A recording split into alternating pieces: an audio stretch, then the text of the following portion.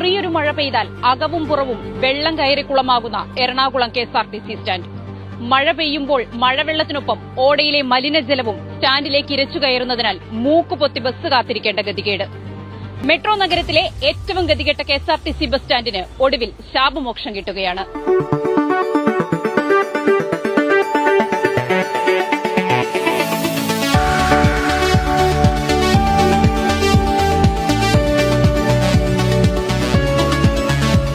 ഈ വെള്ളക്കെട്ടൊന്നും ഇല്ല, വെള്ളക്കെട്ടൊക്കെ മാറി. ഇപ്പം നല്ല മഴ പെയ്തായിരുന്നില്ല 2 ദിവസം. നേരത്തെ ഒറ്റ മഴക്ക് നീങ്ങി കിടക്കണില്ലായിരുന്നു, അതൊക്കെ പോയി. ഈ വശത്തൊക്കെ കൊതുകൊക്കെ ആർന്നിട്ട് ഇവിടെ നിൽക്കാൻ പോലും പറ്റില്ലായിരുന്നു. അപ്പൊ അതിലൊക്കെ എത്രയും ബെറ്ററായി.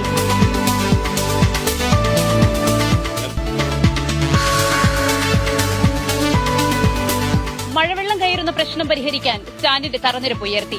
മഴക്കാലത്തും വേലിയേറ്റ സമയത്തും പരിസരത്തുള്ള ഓടയിൽ നിന്നും വെള്ളം സ്റ്റാൻഡിലേക്ക് എത്തുന്നത് തടയാനായി ചുറ്റും ഓടകൾ നിർമ്മിച്ചു. പഴകി നശിച്ച് അടർന്നു തൂങ്ങിയ ജനലുകൾ മാറ്റി. ഇലക്ട്രിക്കൽ സംവിധാനങ്ങൾ പൂർണ്ണമായും പുതുക്കി. ചായം പൂശി മുഖം മിനുക്കി. ഇനി സ്റ്റാൻഡിന്റെ ഉൾഭാഗം LED ലൈറ്റുകളുടെ പ്രകാശത്തിലായിരിക്കും.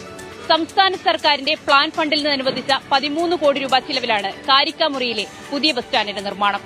അങ്ങനെ എറണാകുളം KSRTCയുടെ മുഖം മാറുകയാണ്. മാറ്റങ്ങൾ നല്ലതിനു വേണ്ടിയുള്ളതാകട്ടെ.